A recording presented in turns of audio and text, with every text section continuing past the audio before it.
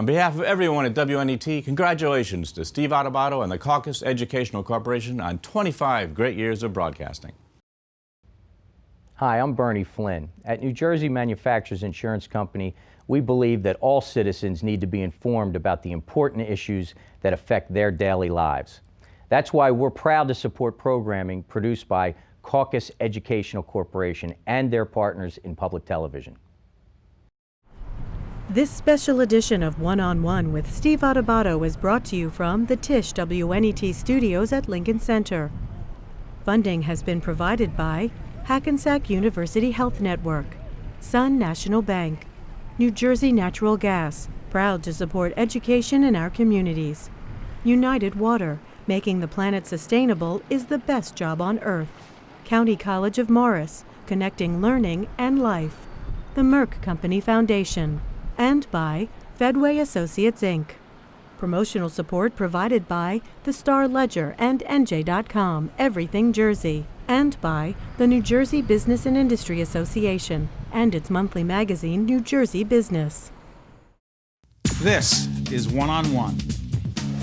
When you first heard that they were doing Charlie Rose and Gayle King, didn't you go, what? People like laughing at others, so I don't mind if the other is me. See, you go right into the character. That's what it is. I'm bringing families together a half an hour each week. Man, I'm doing something special. And so I do feel successful.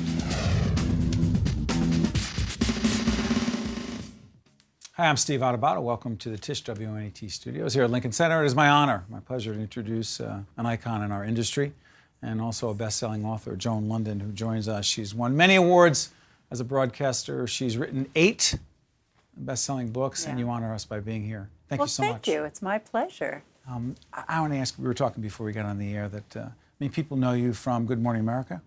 2 decades. Give me the years for Good Morning America. You know, I started there in about 1977, but I became the host, the official host, in 1980. And I was there for 20 years. Originally with, we got the early pictures. You ready? Okay. Okay, David Hartman. David Hartman, yes. Okay, that was I was with David for almost 10 years. Right. And then Charlie Gibson. And, you know, I really fought hard to get Charlie Gibson. I just thought he was terrific. He was a Capitol Hill correspondent. And he had that kind of everyman man's look, a little self-deprecating, kind of mushy, just a great guy.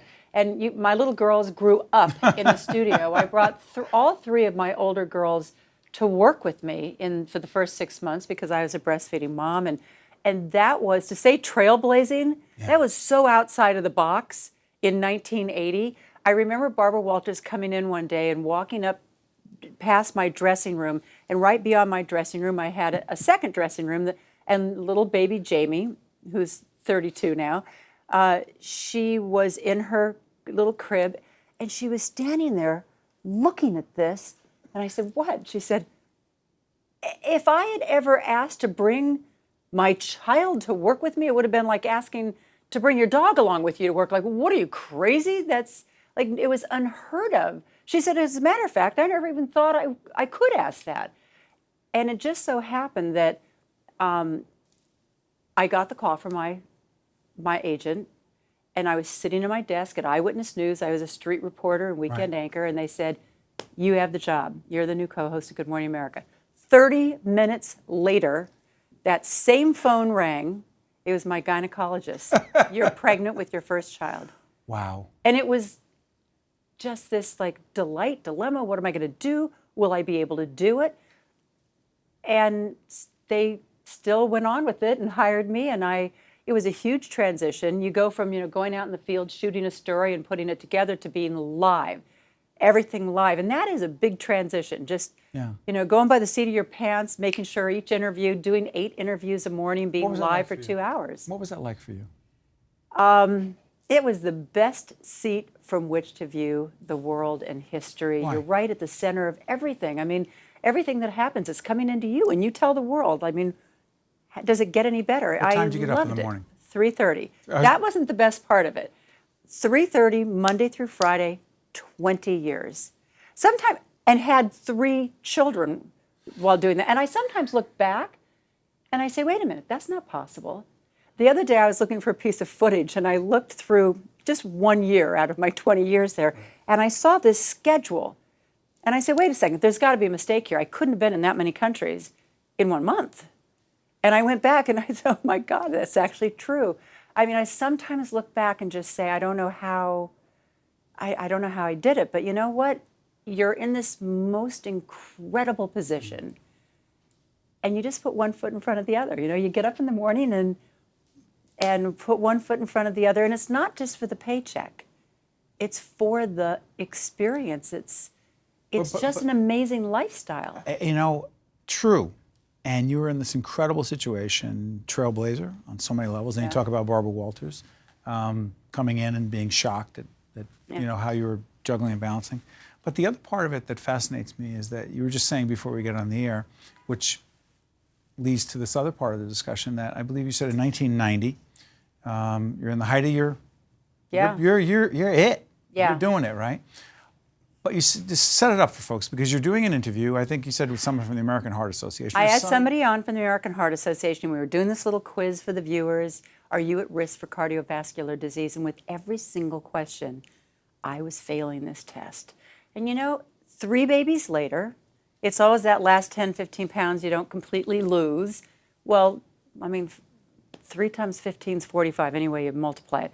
I was really the master of disguise as far as dressing every day. No way. You know, when you tell me when I was going to exercise, I mean, I had this life of just like running as fast as you can to try to keep up, which is what everyone's talking about right now, about women and how we're dealing with working outside the home and doing everything inside the home, except I was in an incredibly demanding position with just a logistical schedule that I found delightful, but it was also a nightmare.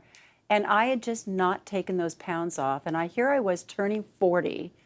And I said, you know what? 20 years from now, 30 years from now, I don't want to be standing on the sidelines. I want to be running in the race. So you said I'm going to do something about it. I am going to change my life. I hired a fitness trainer, and there was a gym right across the street from Good Morning America. Like how hard can this be? Walk across the street. But I not only change your diet? Totally. And I mean, for me, I took it on seriously, I'll tell you the truth, as a job.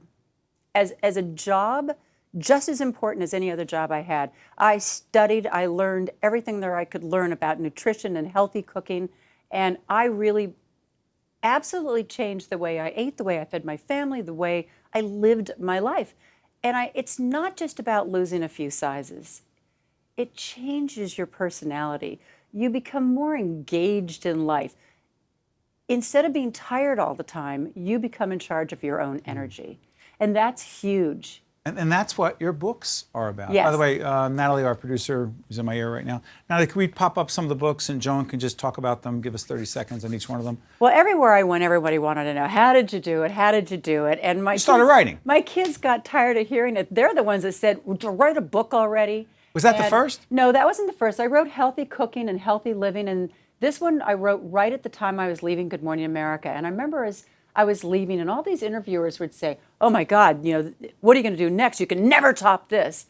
I thought, well, wait a second. You know, the next chapter can just be a different chapter. Right. I've done so many things since I left Good Morning America, in addition to writing a lot more books and doing other TV shows, and opened a women's summer camp up in Maine that I do every summer. And I have a couple hundred women come from all over the United States, and I have a chance to inspire them and motivate them. Is that the camp? Oh, that's up in Maine on a beautiful lake called Long Lake. I mean, my husband owns summer camps, so I saw this incredible facility and thought, wait a minute, I'm always out talking to women's groups. Why don't I have a group of women come in here? They can climb the wall, they can, you know, do a little ceramics, and I'll get them to try Pilates or kickboxing or yoga on the docks in the morning as the sun is coming up. And it's transformational for a lot of these women. They really take back ownership of their health and their happiness. Joan, come back, because we talk about so many things. One of the books that I'm going to plug here is Healthy Living. Well, also, the Healthy Living was kind of a natural extension after Healthy Cooking, which was all about losing weight. Healthy Living became more about look inside yourself. Like, I remember after I lost the weight, I went and I climbed the Grand Tetons.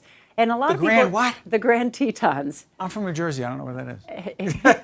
You ever heard Jackson Hole, Wyoming? Yeah. I mean, the Tetons. Why that? Because I had joined this gym, and this gym felt that if they always just had you come in as to just work out, you wouldn't continue it. So they made you sign up for some sporting event. Right. You could do a 5K, you could do this, you could whitewater raft. I signed up for to be a climber. So they trained us in that, and that they said automatically in your brain, you are now an athlete in training. And you take on a whole new perspective to working out. And I had a goal. Now, so I will tell you that on the side of the mountain with 30, 20-somethings, and here I am, 41, and I would say, what was I thinking? Like, why did I sign up for this? But I got to tell you, when I came back down from that mountain, I literally stood in that parking lot and said, if I could push myself so far beyond that limit, what else could I do in my life? What other limits can I push myself beyond? And Joan, listen, in the time we have left, it's interesting because you talk about that. So there's a larger message for all the women watching right now, which is? To me, besides the obvious of honor your body and stay healthy, because what you do today, the investment you make today will determine the quality of your life, I also say the whole point of life is to keep reinventing yourself and challenge yourself. I've become an entrepreneur. You know, I didn't want to just sit around waiting for that next call when you want you on the air. And so what kind of products did I want to produce? Health and wellness, things to keep you healthy. You know, and I teamed up with a company out of Belgium. And we're producing a new line of healthy nonstick cookware. It's not made with the old, what your mother's nonstick that we've all been eating on, which is, you know, now been linked to cancer and Alzheimer. This is a ceramic coated cookware that we introduced in Bed Bath & Beyond a couple months ago. I also represent Resurgence, which is a way to keep your skin not just beautiful but healthy. Part of looking beautiful is staying vibrant and having healthy skin. So let me do this because this is one of these conversations, interviews you wish go on forever. But on the other half of the show, we're talking to Christine Quinn, who you may know, another strong-minded woman who has a lot of advice for folks too. Listen, you are an inspiration to many, and you continue to set up a trail for yourself, but also say to folks that you don't have to wait for that call.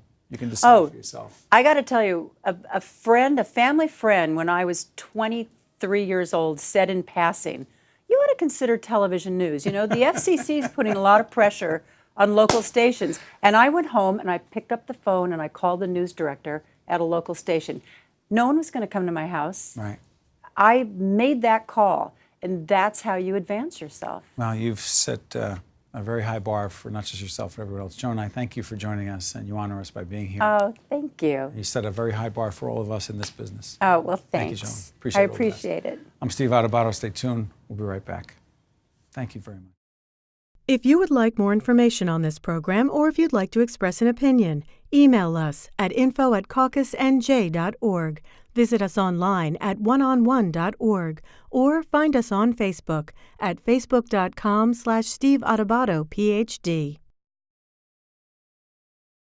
Christine Quinn is the City Council Speaker, and she also happens to be, at this time, a candidate for Mayor of the great city of New York. How you doing? I'm good. How are you? Doing great. Last time you joined us was a couple of years ago. And that's right. You were not a candidate. I was not an official candidate then, no. And just want to repeat, or I always say disclose, but you do have a connection to WNET, but it's not a fiduciary one. No. That is true. That is true. One of my first jobs in New York was as an administrative assistant to the Friends of Channel 13. So a group of women who did fundraising for Channel 13. And I was the assistant to the staff person, the woman who ran that organization. And you love Channel 13. I do. I just want to get that out of the way. There you go. You know, what's interesting is, and I had said this to you before we got on the air, we also had the director of the movie Koch on today. We're taping here at our studios, our WNET TISH studios at Lincoln Center. And there's a part of it with you in there. Yeah. It has to do with, you're trying to get passed in the council, city council, the Koch. Renaming the bridge, right. Okay. Which is fascinating. Go find a way to see Koch. There's a part of you in there. So I just want to ask you, Ed Koch, I say Ed Koch, you say? New York. I mean, he is synonymous with New York. The other thing I think Ed Koch is synonymous with is the guy who brought us back from literally the brink of bankruptcy and, in essence, total collapse as a city. And it's hard in New York City in 2013 to even think about what it was like then. And when you see some of the images of him in the subways then covered with filth and graffiti, it's hard to remember. But he really did. The city was that bleak. And he was, and why it's so great, a bridge is named after him versus a street. He was that bridge that brought us back. And people might say, well, what were the exact policies and how did he do it? He was a force of nature. That's how he did it. He just, through the enormity of his personality, the enormity of his love for New York, he just made it happen. Christine, did he change what the job forever would be? You know, I think Ed Koch changed what the job of mayor would be, and I think he changed to some degree the standard by which it's judged. Talk about that. Well, he did it 24/7. It was him. You know what I mean? His book was called Mayor. Well, one of his books was called Mayor because it was all together. So any idea that you could be the mayor from, 9 to 7 or 8 to 7 or something like that, he took that away. I mean, you have to now be all in as mayor. And I think Ed Koch was the one who set that standard in a way that is now never to be removed. And he also was so kind of out there, so kind of engaged with people, so wanting to hear, how am I doing, directly from New Yorkers. That, I think, in a great way, empowered New Yorkers to feel greater ownership over the mayor of this city. And that's an amazing thing for our city and our democracy. And sometimes, particularly in that movie, they told him, which is hard to hear, particularly as he ran for that 4th term. So in that spirit. Yes, they did tell him. Yeah, it was hard to hear. Yeah. And so in that spirit of how you doing, or how am I doing, when you're out there and you make this transition or try to make this transition, what is the biggest transition from being the speaker of this legislative body to this idea of trying to become the chief executive of this extraordinary and complex city? Well, one of the transitions I struggle with a little is, I'm so now, after 7.5 years, used to being the speaker, I want to respond to what New Yorkers say with an immediate solution. We used to say when we were planning my State of the City speeches, what's 12-monthable? We need to deliver. I didn't want to give speeches that were platitudes. I wanted 12-monthable. So when I stood up again and gave a speech, I could say what I had delivered. But when you're running for mayor, you need to put out vision and you need to talk a little bit more long term. And that's hard because I want to be able to say to somebody, when I saw you last week, you told me X, and here it is, it's done. Because I'm really obsessed with follow-up and all of that. But when you're running not for re-election, but for a new position that's a higher level, you have to go through a little bit of an evolution there and recognize that some things are not 12-monthable. They're, in fact, within the power of the mayor, not the speaker, and we can only really solve when we get to that point. But the great thing is, New Yorkers want to engage. So we launched recently, officially declared my campaign, and we're doing a little bit of a different kind of a thing in the campaign. We're doing these walk and talk tours. So the day I declared, we kicked off Walk and Talk with Chris, and I went to 5 different neighborhoods, one in each borough, and walked and talked with New Yorkers.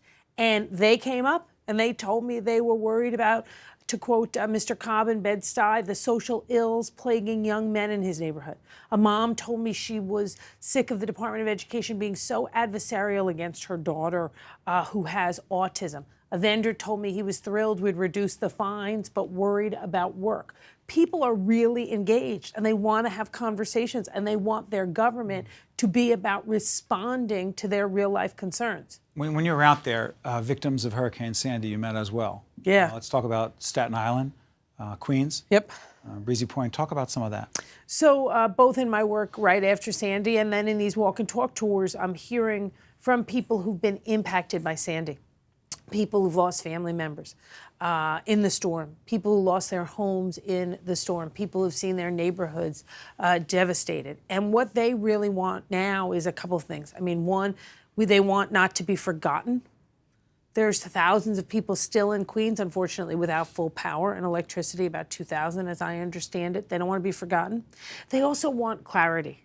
What do I need to do now? Do I need to raise my home higher? Can my home get bought out? Is it better for me not to go back? They want to understand that in a way so that they can plan for their lives most clearly. I was out in a neighborhood in Staten Island. That neighborhood was devastated. And they really, most of the people in that neighborhood have decided they don't want to go back. They're not looking to make a lot of money. Well, are they leaving the island? No. Not one of them. They don't want to go back to their homes. Oh, okay. Because their homes were on a wetland, basically. And they realize it's better for all of us if we buy their homes out and we make that part of their neighborhood an addition to the blue belt that was going to get built, an addition to the park, to create a natural barrier against the next storm.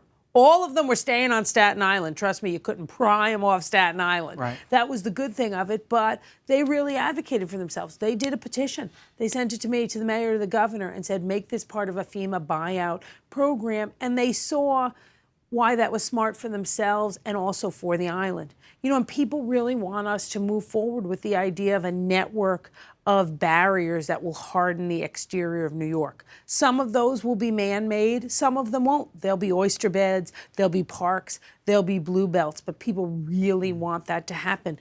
We've also passed legislation in the council around how homes get elevated. Because what we saw in New Orleans and Katrina, when the FEMA did new flood maps and people had to elevate their homes, literally lift them up, nobody regulated it. People got ripped off. So in terms of the cost, no one regulated who could do it, the quality of the work, who was authorized to do it, how much it should cost. We had stories of construction workers have houses literally falling in on them. How are you regulating that now for people who are having to deal with that issue? So we passed legislation that requires a particular certification process for the plans through the Department of Buildings, requires the Department of Buildings to do spot checks on the elevation work, really to make sure that the work is being done correctly. And the folks in New Orleans were really helpful in giving us information so we don't recreate the same mistakes that they made.